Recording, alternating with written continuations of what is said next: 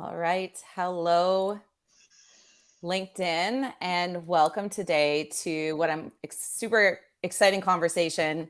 I can barely get these guys to not talk about it, even in the waiting room. So we're here today to talk about ethics, AI, and nonprofits. It's a huge conversation. It's happening everywhere behind closed doors. And so at the Yeeboo Digital team, my colleague Eric, who's with us today, AI was being talked about nonstop. So really exciting conversation, but we realized, do we just at a nonprofit agency have more time to talk about this than nonprofits do? Are nonprofit professionals, kind of keeping up with what's happening and how quickly it's moving the same way we are? So I'm just going to do a quick introduction of who we are, and then I'm going to let my panelists introduce themselves as well. So I'm Tasha. I'm with the Yeeboo Digital team. And part of our work as a marketing and fundraising agency is empowering nonprofits to lead with digital. So we work on all things digital, Google Ads, all the way through to custom donation forms and online campaigns. And part of what we also do is support nonprofits with digital and online. And of course, AI has been a big topic of conversation internally for the last couple months. And so super excited. We have some amazing guests with us today. And so I'm going to just kind of call them out one by one, and they're going to introduce themselves, and they're going to tell all of you about their favorite AI tool. I thought it'd be a fun introduction. So George, I'm going to let you start us off today. Thanks, Tasha. Is my microphone working okay? You are good. Yes. Great. Thank you. Well, I would say, as you can tell from my real life, non-AI generated hair color, that I have been around this for a while. And I remember back far enough to the early days of the internet where I heard the response from nonprofits of, "We're not ready for the internet yet." And that was probably true at the time, but it didn't take long before the internet became something you couldn't avoid. And that's what I find really exciting about this moment in AI. I'm a veteran fundraiser, and been around a number of different NGOs. My favorite tool right now is still ChatGPT. It's still fun to explore, and especially I've been kind of rediscovering old skills as a developer, a programmer, and ChatGPT has been helping me even with that. And I've moved on to some other kind of generative AI assistant programs that are more specific for programmers, like GitHub Copilot. So I mean, I see all of this ChatGPT related tech is so much fun to play with. Awesome.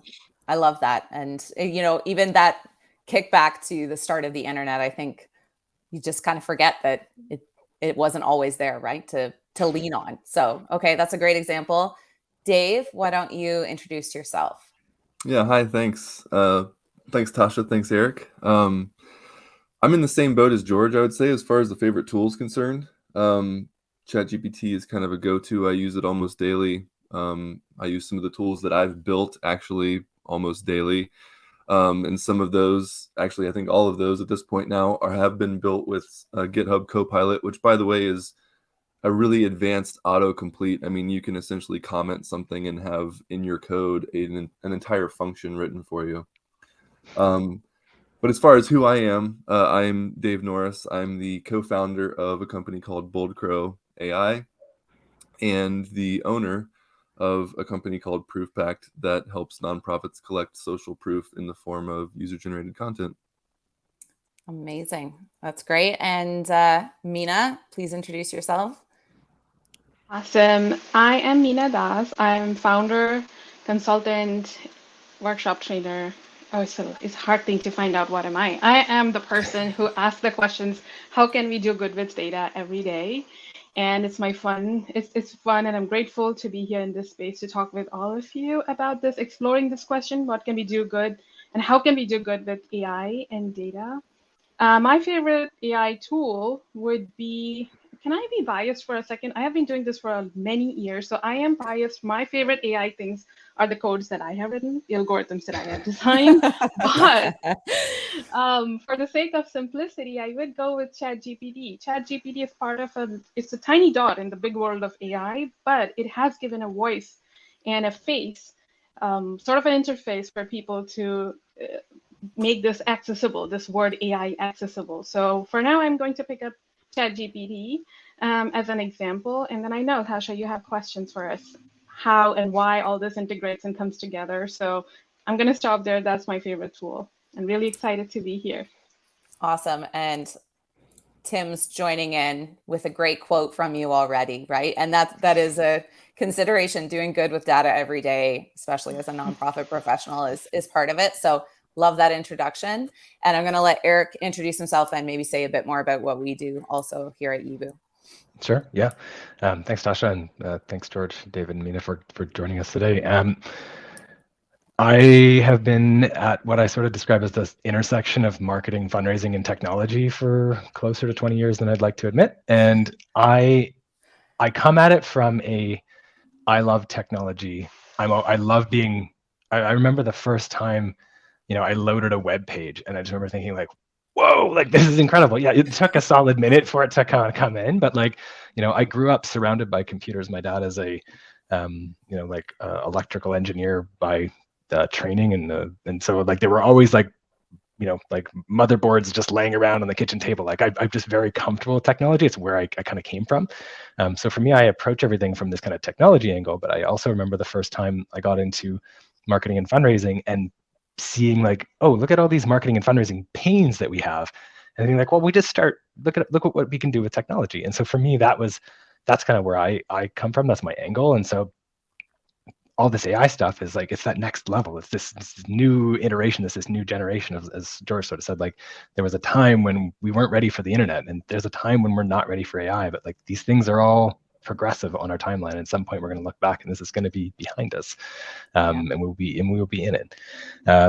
My favorite tool right now is for lack of in something new to say, it's ChatGPT, and I'll tell you because for me I love using it as a thinking partner. My brain moves very quickly, so I find actually the typing part of it really slows me down. So I've kind of hacked it a little bit. I use text to speech into it, and then I actually convert speech to text out of it. So I kind of have a weird conversation with the robot, which works better for me for my speed. My typing skills slow me down. The other one though is kind of for a different reason. Is my daughter and I have been playing a lot with Midjourney, and like she's 9, she's an artist, she loves drawing all these things. And when I showed her, I was like, well, put in here what you would want to see, and we made a cat, riding a unicorn over the CN Tower or something crazy like that. And she was just like, her eyes just were like, whoa. And then she turned around and tried to like draw it. So for me, I think like that is really interesting as well in terms of this sort of like text to image, text to video stuff. But like personally, it's probably the ChatGPT because I use it as a thinking tool, and I love that. Awesome. And same in my household, my kids super into Midjourney. We had to kind of actually have Midjourney time because otherwise they just would love to play with it all the time. And it's great. And they want to troll through what other people make. It's a really cool tool. So that's great. If anybody wants to throw in the chat an alternative AI that they love as a nonprofit professional, I know we're ChatGPT, we're all kind of obsessed, but if you have another one, please throw it in the comments. And so we're going to move in. My plan here, try to keep us focused and on task, is to ask some great questions. But I would love for anybody attending, anyone listening in, if you have questions for our awesome panelists, please throw them in the chat as you go along. But I am going to save a block of time at the end for us to kind of address some of those questions. But please do them in real time. I know, at least for me, if I wait until the end, I never remember what my question is. So throw them in. And with that, we're going to get started. And the first question we're going to ask, I'm going to pose it to George first, is what are the opportunities that exist for nonprofits with AI? Because I think we always get hung up sometimes on the negatives, but there's a lot of unique opportunities for nonprofits. Yeah, I mean, it's all evolving right now. This I think this this chat GPT stuff in the last 6 months has made things feel like they're moving very quickly, but it's still, I think, largely unclear where the kind of real life sort of gains and opportunities there are for nonprofits. There's a lot of stuff around the edges. And especially when you think about how we work individually as nonprofit professionals. I mean, to go back to Eric's point about the pain points of fundraising and marketing work in the nonprofit, it means that you're chronically overworked. You never have the time to focus on generating so much output. And I think that's where something like a chat GPT kind of routine can help. Because a lot of time is spent sort of ideating and versioning and targeting and generating, we need 5 different versions of this for this segment or for those segments. And I think a lot of those workflows can be shortened. So you can maybe win some time back and spend more time on the kind of polishing and hopefully on the strategy as well, or at least getting a little further through your to-do lists. Like that to me is more personal impact as a nonprofit professional. And maybe on the organizational side, I might think more of the kind of non-GPT stuff like the predictive AI that we mentioned earlier around, working with your database, getting insights from your database, targeting and audience information, especially donor information that can inform your fundraising appeals and your engagement appeals. That's an area that was happening before ChatGPT came along, and it was happening more in a background. But I think that all of this interest in the kind of AI spectrum beyond ChatGPT, I hope and expect that will bring that work more to the forefront as well. Mm-hmm. Absolutely. As I'm the primary outbound marketer here at our own group, and I have a ton of talented marketing professionals behind me, but oftentimes it's just that back and forth. Like Eric said, I talk at ChatGPT and go, does this make sense? Am I missing something? And it's really powerful to kind of get that focused in look, because sometimes at the beginning, you're just throwing around ideas, seeing if it sticks. You're exhausted. The language sometimes is not coming out of my mouth the way I would like it to, or it doesn't sound quite exactly how I want it to sound. I'm looking for like a variation on text and things like that. I know for social media, it's insanely powerful. If I had to just write my posts without support, I'd probably be sending stuff to Eric all the time being like, does this even make sense? I don't think this is that great, right? And so I think that the power in ChatGPT there is phenomenal for sure.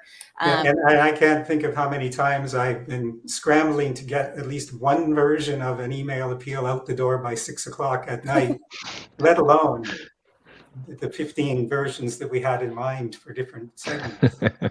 Absolutely. Eric, do you have anything to add kind of on that as well?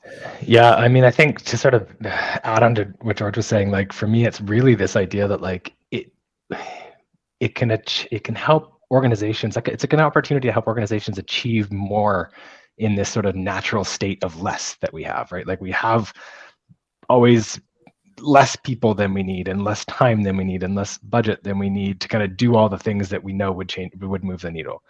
And so for me, it's like there's, between capacity and like turnover, organizations really struggle sometimes to just get things, as Georgie said, it's like the grand plan at the beginning of a campaign is 15 segmented emails. And by the time you get to the end, you're like, we just want to get this email out. We go and want one, we'd be happy to just get this out the door. So to me, like there's so much potential in speeding up the process and shortening up the process and just spending more time editing and iterating than creating. Like I love this, what these tools will do first, creating a scaffold for just starting your ideas on. That's probably one of the things I use it for most. The other thing I think is an incredible opportunity, and again, George was sort of alluding to this, is like we are no longer at we don't have a want for data. 15 years ago, all we were talking about was data collection and filling up all these data points. And now we've got so much bloody data, we don't even know what to do with it. We rarely have the people to execute what we want. We don't have the skill set to like really understand how to get the most out of our database. So we have this like language barrier between us and our data. And I think the thing that I think is most interesting is this like natural language communication with, essentially computers, like in our data. That's the most exciting part for me, because you don't have to know the language to ask the right question. Now you just have to know how to write what the right question is. So for me, it's like a breakdown in communication barrier between like you as the professional wanting to do something and your data sitting in a pile and you not knowing how to make sense out of that and or get the thing that you want out of it. That's really exciting for me. Cool. I hadn't even thought about that. And we do have a great example here from Emily talking about using ChatGPT to help me write the Google app script to drive automation. Never heard of that before. Very, very cool. So there's a great example of something I hadn't even, I will be very, very frank. I brought all of you together because I am learning from all of you constantly in conversations about all of this. So I figured, and I have time to even research, and I'm still at a fraction of the understanding of all of you. So that's great. Dave, do you have anything kind of to add to that opportunities for nonprofits? Yeah, I would follow suit and say that data accessibility is huge. That's what I've been kind of framing this as, is it's making data more accessible to other people within the organization, and it's doing that. Here's an example. For instance, you would usually rely on something like an SQL database or the like, and have SQL queries that need to be written. Unless you know how to write those queries, you're not accessing that data. And like Eric said, there's just so much data out there.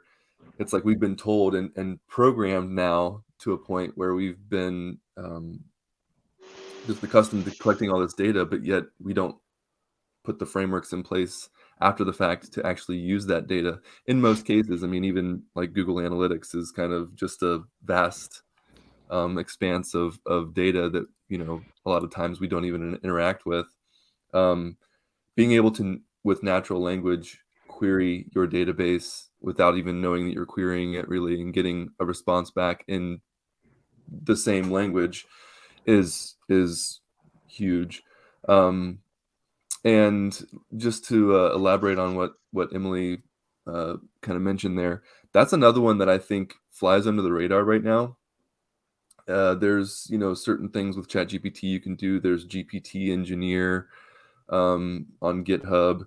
There's various things, GPT Team, that you can utilize to actually write your code for you. And so I think that as we progress technologically speaking, we're going to have access to a lot more in terms of creating apps, creating like they mentioned, the Google app script. Like that's very it's going to be very common. People that I personally know how to code, but people that don't know how to code can actually write apps now. That's huge. That's very, very cool, for sure. Yeah, we even have our kids in courses where they're making, like my kids are making things that they have to explain it to me. But for them, it is coming naturally, which is very cool. But I think it's almost like when you go to an escape room, kids go to an escape room and they assume anything's possible. Adults are actually usually not all that great because they assume that there's rules that are going to be followed that exist. And kids go to an escape room and they're like, why wouldn't we pull on this cord? Of course we're going to pull on this Right. cord. And they put their hands into, I was with my kids once and they put their hands into what I thought was a wastebasket, but it hid like a key. And we've been looking forever. But for them, they're like, well, it could be anywhere, right? So I think that's very cool. The adoption is going to go much faster. And Mina, I know you're often talking with this data piece coming into the conversation already. You're often looking at that human-centered data approach. So what would you add to this for opportunities too? Well, I'll say I agree with everything George, Dave, and Eric said, but I want to pull back my response to 10 steps back. AI is part of technology, the world of technology. It's an enabler for our job. And AI in itself is any form of AI. The role is simple. It takes a lot of data. It continuously learns, improves upon itself, and then hopefully becomes accessible enough that others can use that technology. Like George said, we have had predictive capabilities before. Now we have this generative language. There are going to be different flavors of AI amongst us, and we are going to save a lot of time. I think our biggest opportunity right now lies something between what Tasha, you just said, being a kid and being an adult.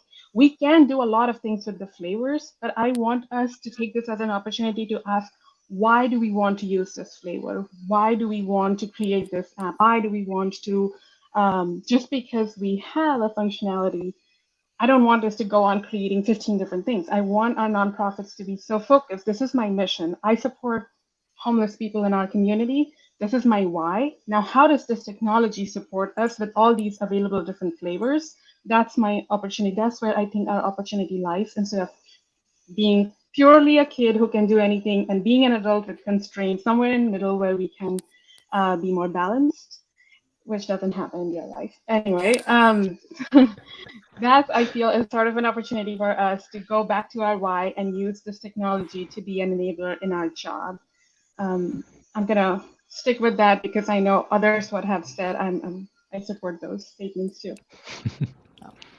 That's awesome, and I think that's a perfect spot to lead us into the next question, because now we're going to continue to go off into the challenges. And my focus here really is hopeful that, like, we're focusing in on nonprofit challenges, because I think in it, especially when we're talking about AI, it is different than what a for-profit is often looking at. There's some of constraints that exist ethically and socially, and even just, we already touched on technology and what's available. I know Tim Lockie was here and has left, but he was talking about tech adoption and how challenging that is. He's wonderful if you don't follow him.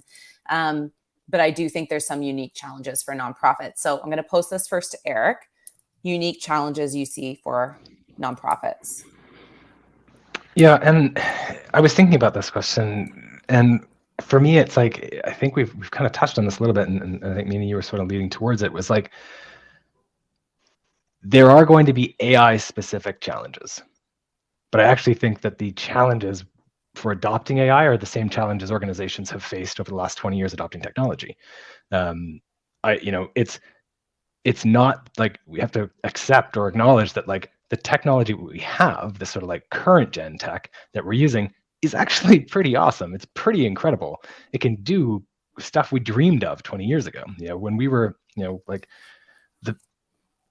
this sort of new iteration of that technology isn't necessarily going to make anything better if you don't adopt your strategy about how you actually bring technology into your organization. So for me, when I think about this, like, what are the unique challenges in the nonprofit sector? I think they're actually the same challenges that we see when we're talking about technology adoption, which is, plugging it in and assuming that that's all there is to do, right? Or buying it and having a login to it and assuming that you're done now.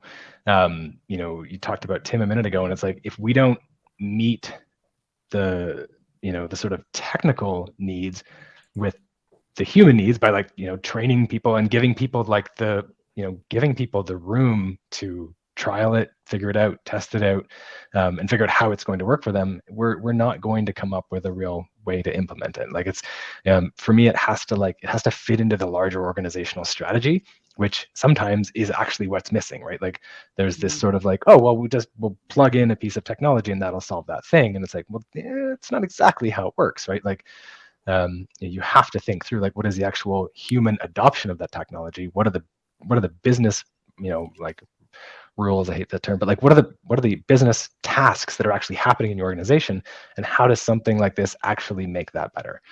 Because if your technology is not actually making it better, it's probably making it worse. So, for me, that's like, we really have to think through, like, what is the actual adoption strategy? And I think that's this much bigger thread about overall technology adoption. Some organizations right now are doing incredible work, mining their data, doing, personalized automations with the tools that they have, because they developed the strategies, they developed the internal skill sets, they had the leadership buy-in to do it from the beginning, and they've benchmarked and they've grown and they've seen that, and they can continue to reinvest. So to me, it's like that model, that's what we're talking about here. It's the same thing. It's what is this thing that we are solving for before how do we plug it in, right? Once we've got that, then you understand, like, what are you doing with it? Why are you plugging it in? And I think that as I said earlier, we have this sort of state of less in our sector, where we feel like we don't have enough time, money, resources, people to do all the things that we want. And I do think that this is actually a really great opportunity, great potential, for all the reasons we've already said. But we are going to have to be strategic about how we bring it in, and that's going to be a unique challenge, because until we prioritize it and have a strategy around it, we're going to have haphazard use of it. And if you've ever worked in an organization that has haphazard adoption of technology, you have 3 email marketing tools and you don't know why, that's exactly the same thing we're going to end up in if we don't have organizations adopting a technology implementation strategy.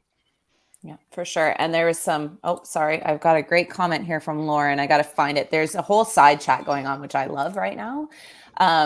But just talking about this overwhelmed and under-resourced, which I know, George, you mentioned, or like Eric, you just said as well. So even figuring out the strategy for adoption, I think we were talking about this a little bit before, and Dave, you had mentioned that, there's just an idea. It was Classy, right? You said that did this, this poll, and nonprofits just saying they're just not going to adopt it at all. And I don't know that that is possible, but maybe that answer is a symptom of the greater overwhelm and under-resourced to even make a decision on how to start that strategy component, right? So, okay, Mina, unique challenges as well. I'm sure you have something to say about this piece.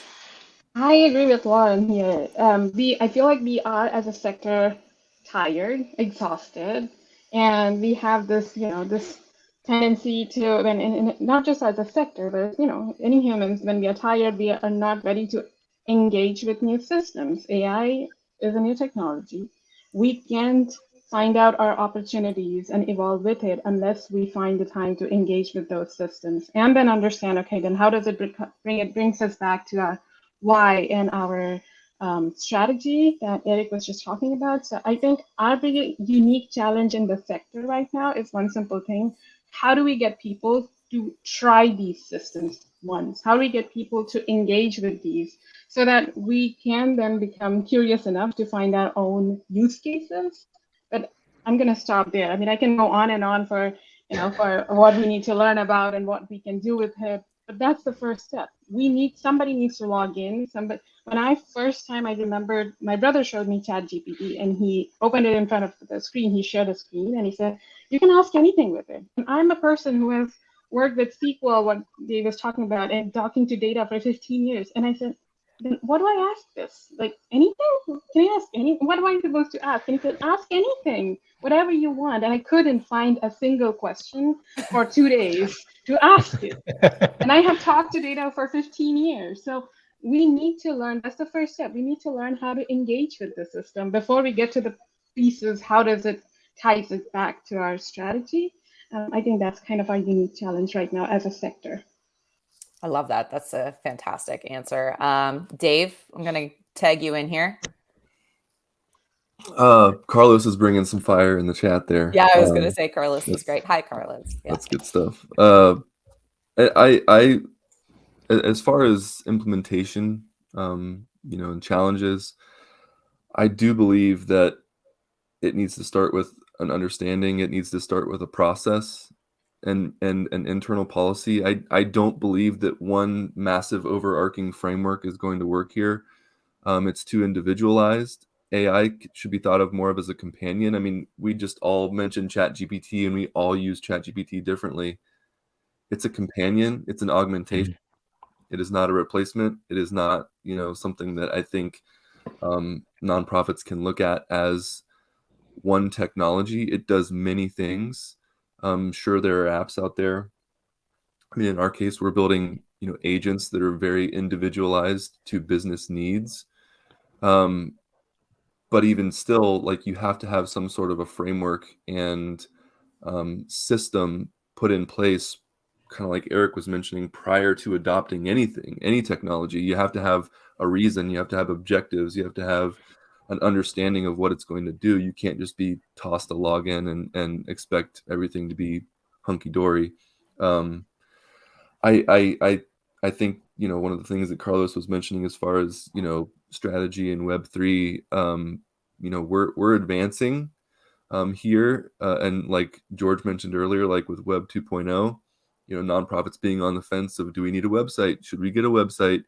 And then, sort of feeling fulfilled when they had, a website online and it wasn't all that great. Can't find the donate button and things like that. Like that's I think part of the problem here is it's not enough just to have it. And certainly just having AI isn't going to bring any real results anyways. So having that strategy up front, I think, is going to be the biggest challenge for most nonprofits. Interesting. I love that direction for sure. And yeah, Carlos has got some great insights happening right now. George, can you add something to this unique challenges you see? You're working in a nonprofit day after day right now too. So I think you have a unique perspective. Yeah, well, and I think specifically and in terms of life as a fundraiser, there are of course great dangers of the adoption of AI in the sense of, are we dehumanizing our connections with our donors?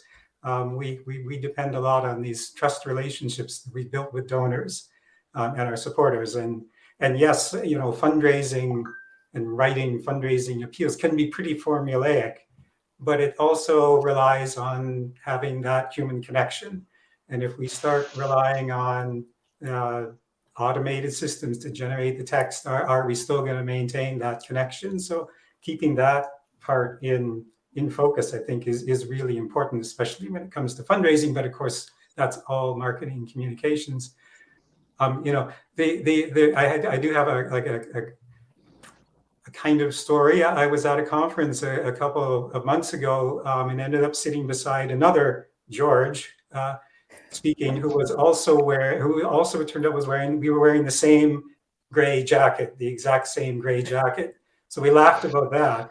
But then we said, this is a really interesting analogy for everyone using ChatGPT. So if we all start using ChatGPT to generate our communications, are we all going to end up wearing the same gray jackets? Yes.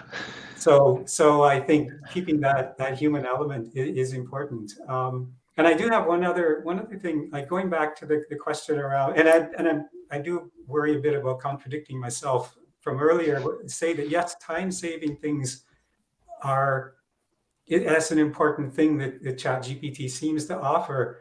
But I was also thinking about remembering the writings of Ursula Franklin, who's a technology historian and critic from University of Toronto, and she wrote about how all of the new home appliances introduced in the 1950s that were promised to relieve housewives of the drudgery of day-to-day work, it had the exact opposite effect. And it was because expectations changed along with the technology. And so instead of hauling your rugs out and cleaning them twice a year, instead you needed to do it every week because the vacuum cleaner was there. So the vacuum cleaner was actually a trap rather than a time saver or relief. So I think that's also something we need to keep an eye on, is how is all of this automation going to shift our expectations as well? Absolutely. Absolutely. I look at it constantly and think to myself, oh, I can do 1.5 times what I did before, right? Like, because I'm just like, oh, I don't have to this part. Now I can, but I'm not, it's not giving me more time. If anything, I'm like, I can do more, right? Yeah. And I don't know if I assume that's going to be the mindset for many of us, enabling us to do more when really, is that the right answer as well? Yeah, maybe it's enabling us to do more intelligently, right? Like not to just stack it on, but like to figure out like how do we do something and solve the problem so we don't have to keep doing that thing. It's tough though. Like that's a tough one. I'm going to try to keep us on schedule here, which is going to be tough to get to all these great questions. So this one's being posted to Dave. AI is moving really quickly. I know you pay attention to it a lot. Dave's got a fantastic newsletter that comes out weekly about AI and what's happened recently. It's hard to keep on top of. Alex Lappa in the comments also threw in future tools, I think he said the website is, and also releasing things on the regular. But how can nonprofits be both agile and cautious, Dave? This is a good one. I would say, going back to what I answered previously for the last question, it's the cautious side. I think, I would love it if nonprofits were approaching this cautiously instead of timidly, which I think is the current status. Mhm. Approaching it cautiously means, again, putting in place some guardrails that allow staff to individually use tools like ChatGPT. Put out there, what tools are acceptable, put out there what tools aren't acceptable potentially, and then especially within those guardrails, put out how individuals should be using these tools and how they shouldn't be using these tools. For instance, don't put any personally identifying donor data, let's say, into ChatGPT. Don't put a first name, don't put a last name, just leave it out. You can sort of create these template variables outside of that within ChatGPT, and you're good to go. Definitely don't take a database dump and just toss it into ChatGPT and say, hey, write some donor appeals or thank you notes or anything like that. Being smart about how we're using tools. I think Nathan Chappelle mentioned a couple weeks ago, like in an article, that if we're not careful, we're going to lose trust. And I think that's absolutely correct. If we're not careful about how we're using tools, we will lose trust, credibility, and that's only going to raise more concern and create more of a timid approach to what is potentially, or what is actually, I think at this point, an inevitable, advancement and evolution. Cool. George, do you have something you'd like to add to this? How you're kind of staying agile? I like the guardrails analogy, Dave. That's really great because I think that gives us almost like a mental picture of an idea of how to use AI existing in the middle, and then rails on the side. I like that. Yeah. I think I agree with Dave completely on that, and the idea of not being averse, but being cautious and being a bit deliberate about starting to learn about and use AI. Yeah. I read a comment from Nick Scott, who's a technology and fundraising advisor over in the UK, and he was saying about like 5 minutes a day. Book yourself or set aside 5 minutes a day just to try stuff out. And I think some kinds of frameworks like that, like book yourself a half-hour coffee meeting with ChatGPT and just play around. I mean, I tend to just leave a window with ChatGPT open while I'm working, and when something comes up, I go, oh, I wonder what ChatGPT can give me on this. And I don't necessarily have it's usually entertaining. Sometimes it's useful. But I mean, it's somewhere in that middle ground. I mean, we need to learn ways of working with that. I mean, I think the data thing is more complex because there are a lot of different players involved in how your database is run and organized, and how you have information systems set up to get the data intelligence out of that. And I think there is something coming there, and I think we're going to see more of those kinds of AI tools kind of built into the systems that we're already using now. So I think it will be less of a decision to start using it, and it will just start appearing. But I think it's a good idea to start paying a little more attention to what's going on your data side as well. Absolutely. Mina, any suggestions on staying agile? I was thinking when George were responding, and I was thinking about my experience years ago when I started learning software development in my college year, and algorithm design. The first 2 months in my college, we were asked to just use pencil and paper. We had to design algorithms on paper again and again and again till we were comfortable with just the idea of how algorithms look like. Once we were comfortable, we were asked to start typing up things in Notepad. Notepad is basically the digital version of your paper. So we would type it up. And we were asked to not touch the actual constructs of any language until we were very comfortable with the paper, understanding of algorithm, then writing it on the notepad. We were deliberately asked to be uncomfortable for the first 6 months, very uncomfortable. We wouldn't remember any construct. We wouldn't understand. It would come up with on a piece of paper, if this happens, then that happens. We wouldn't know exactly how things should be in a programming language, but we would do it how our imagination would say, to solve this problem, to happen this repeatedly, what do you need? I want that for our nonprofits to be somewhere between agile and cautious, to be uncomfortable for the first 6 months, try to break things, try to engage with it. We need to learn how to engage with a new word, a new topic, a new concept, or a new technology in this case, before we can jump to understand the opportunities out of it, like I said in the previous response. And so, like Jar said, 5 minutes a day, a coffee chat with ChatGPT, that's a great example while being cautious, like Dave said, of not putting anything sensitive, but just starting out with the simplest, easiest thing. And I think this is my turn to share a story of a work that I recently started doing. So I talk a lot about AI and AI ethics here and there, whoever would be kind enough to listen to me. And then I found a nonprofit recently who reached out to me and said, can you, they're a small nonprofit just getting ready with their new data. They have been in operation for 7 years. They're based out of here in Toronto, in Canada. And they reached out and said, can you help us figure out how can we use ChatGPT in our operations? Anything that you can tell us that would be helpful. It wasn't a whole big contract, but we started with a conversation and a dialogue. And we figured out, why don't you use, the simplest would be, well, you don't have a lot of data. You're sort of, still collecting the right pieces.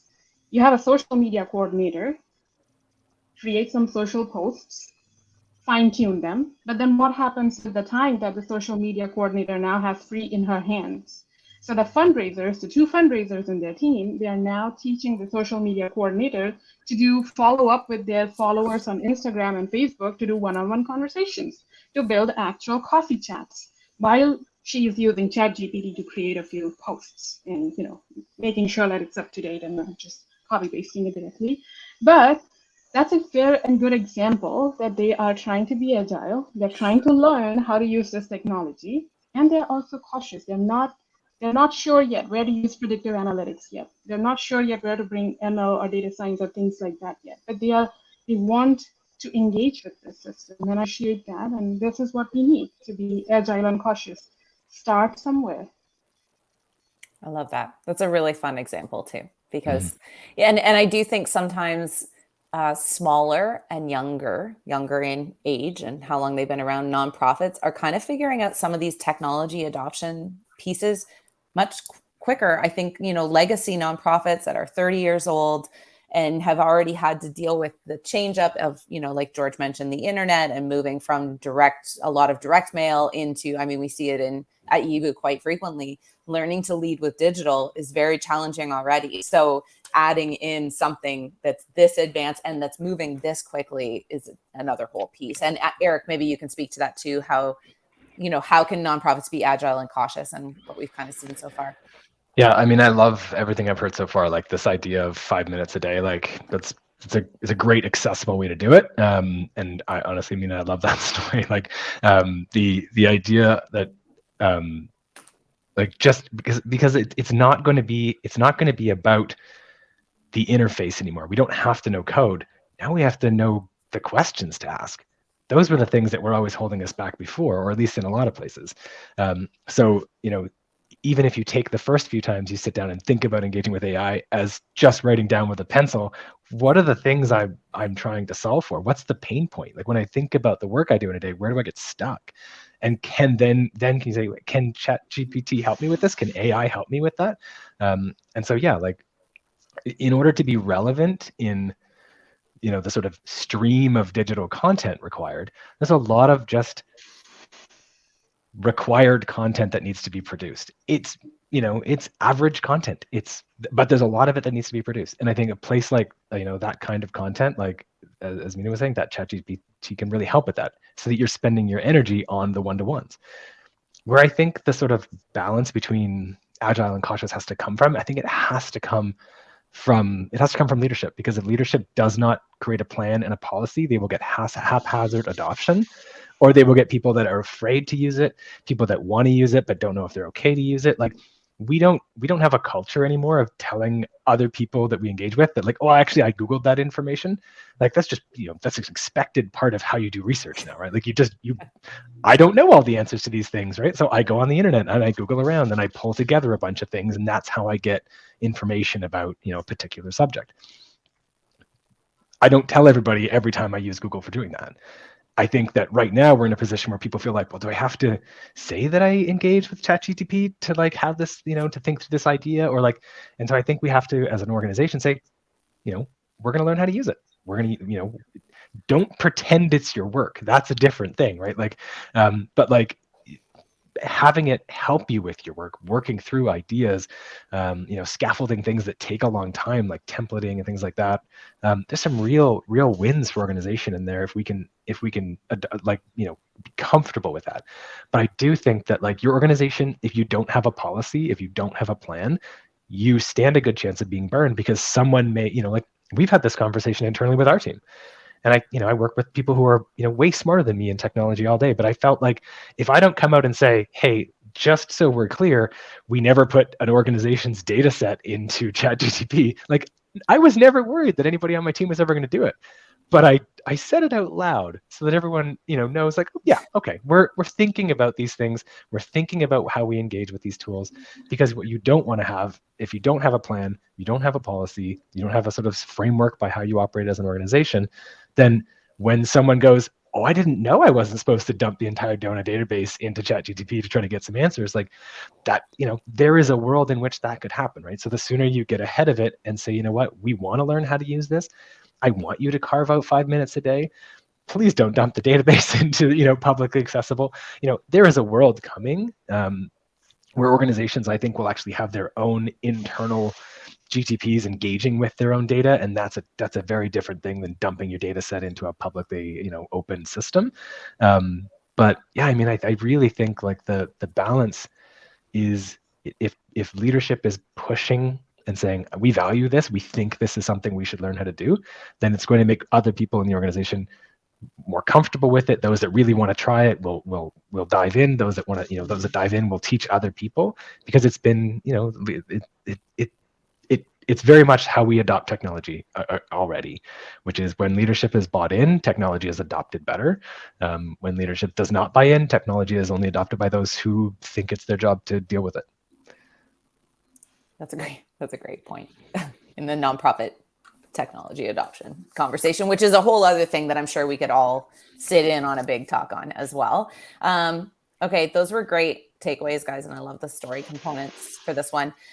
So we're going to go to our last question, and we may go a little bit over time if we have questions at the end here as well, because this one I feel is one of the most important pieces. And we're going to start off with Mina, who I met initially reading about, Mina was talking about human-centered data and collection of data, and blew me away. And that's how we initially connected, was me reading her newsletter, being like, who is this person? And so anyway, but I know you've also been talking about AI. And so I feel like you're uniquely positioned to lead the beginning of this question with staying human-centered. Well, I'm grateful, Tasha. You think that I'm uniquely positioned there, but I would start with my thoughts. How can we keep how can we make AI human-centered? Well, I ask this question a lot of times. Every time I'm supposed to write a newsletter, I ask this question. And I think I'm coming down to like one conclusion, which I've stuck with for the last year. We have to understand, we have to be comfortable and understand that the data that we have, we need to be able to talk to the data if we want to make sure that our AI has is human-centered. What I mean by that is the data that we have, every data point is about a human being. It's about a person who's out in the community out there. And we need to understand, not see that those as just as rows of data or what's the size of the data or how many spreadsheets are there, but we really need to understand the data in itself, really engage what that data is so that we understand, okay, now that it feeds into an algorithm, what does that mean? If we want to understand the biases in algorithms and biases in the outputs of that algorithm or interpretations of that algorithm, we need to understand what goes into it. It's just like cooking for the first time in the kitchen. And I use a lot of kitchen examples. Going into the kitchen. If we need to cook something in the kitchen and we have never cooked before, first we need to understand what are the pans and what are the pots and how does salt taste like and how does these different spices and masalas taste like. We need to understand that. And when it comes together, and we know, okay, now I can prepare chicken and tofu or something like that. We need to understand the ingredients, data about the people out in the community. That's our key ingredient. We need to be able to understand that, and that's where we can start with the human centricity. I'm not going to go on and on for the response, but that's where I want to stick. That's where I want to stick with here. That's where we start. I love that, and that is a great starting point. And I remember your cooking analogies and reading about it and being like, oh yeah, of course, if you're going to add this in and everything. No, it's a great analogy. And I think it's really accessible. And I think that is, at least in my mind, when I'm talking about AI with others, the accessibility part, it's moving so fast that I always just think, oh, I've just got a little bit of a grasp on it after a conversation, usually with Dave. And then something happens a week later and I'm like, okay, I don't know what's going on again. Right. And that is a huge, I think that's pretty scary, right? Especially if you're a nonprofit professional and you're overwhelmed, like no one learns well during overwhelm. So I do think, that analogy is great because at least my brain can kind of pull it together there. Eric, do you have something you'd like to add on the human-centered piece? Yeah, I mean, if I think of it like, how we use this internally at organizations, I think the, human-centered is this idea that like, well, the problems we are solving are human problems, right? We're solving problems that humans have. So if we put the human problem at the center, like it's kind of what I was saying way at the beginning. Like I remember when I had all this knowledge about technology and it was very useless and ethereal, like, and then I discovered marketing and fundraising and I saw all of these problems in it. And I started being able to like, well, we can use these things I know about technology to solve these problems, right? And so for me, that's the approach that I would want organizations to consider is like, don't just inject this into your organization and expect that it solves something. Unless you actually define what it is that you are trying to solve, then you can be intelligent about how you apply it and like, you can measure whether it's actually solving for an outcome or not. I mean, Mina's example earlier, like if the organization is just producing more content, but that person is now just, going full speed and producing all this content, that's one outcome, but I don't know that that's actually the better outcome. The better outcome is like this piece of work is now getting done more easily by the organization, which allows them to do more valuable work, which is one-on-one communication, one-on-one, they have time for better, human-centered fundraising, better time for human-centered marketing, because like digital marketing, digital fundraising is actually the best one-on-one marketing fundraising tool we've ever had. But we tend not to use it that way. We tend to use it like this sort of blast out everything kind of format, but we really can use it for personalized one-to-one relationship building. So, I guess to go back to it, like it's identifying that human problem that we're actually solving before we start using something. That's great. George, you're also in, the fundraising space. Do you have some thoughts on staying human-centered with AI adoption?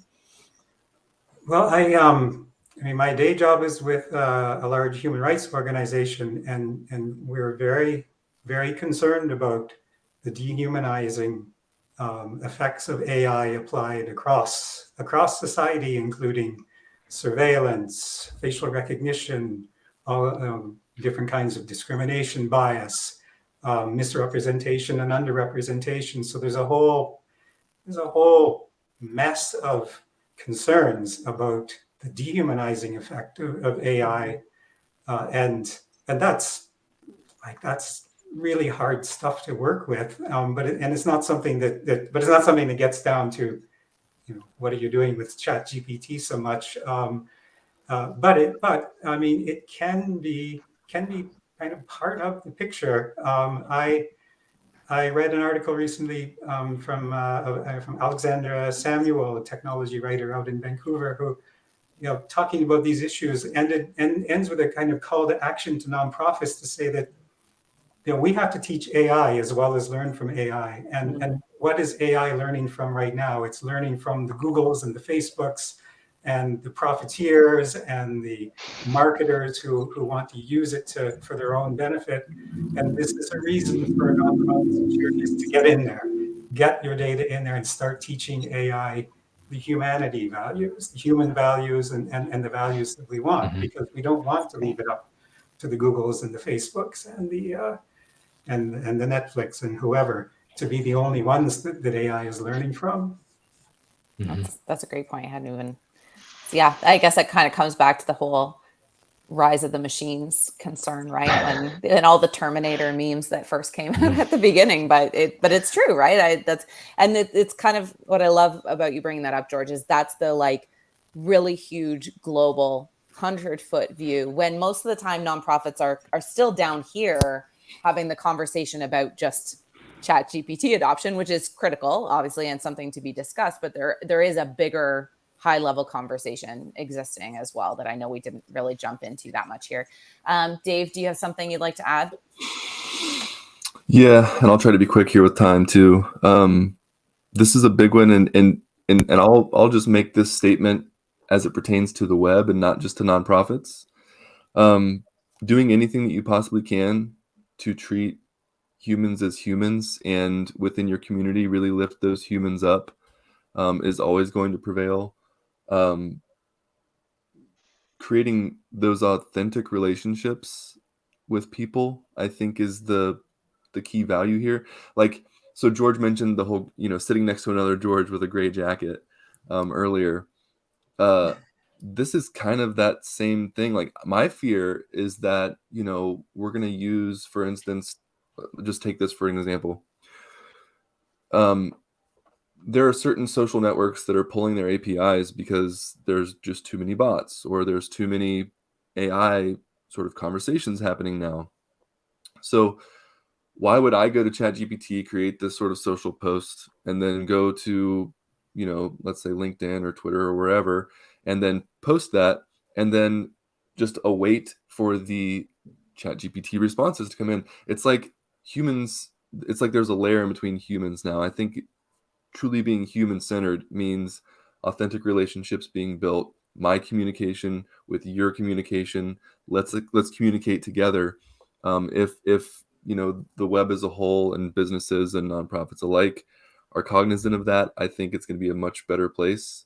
We can still obviously use ChatGPT and various other tools and agents and autonomous agents even to do certain things, but as far as adoption is concerned, authentic relationships have to stay at the center.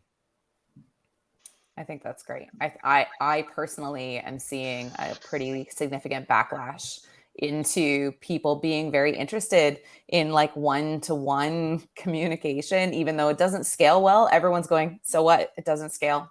That doesn't matter, right? And it's starting to really, you can feel the drive of people wanting authentic relationships that matter.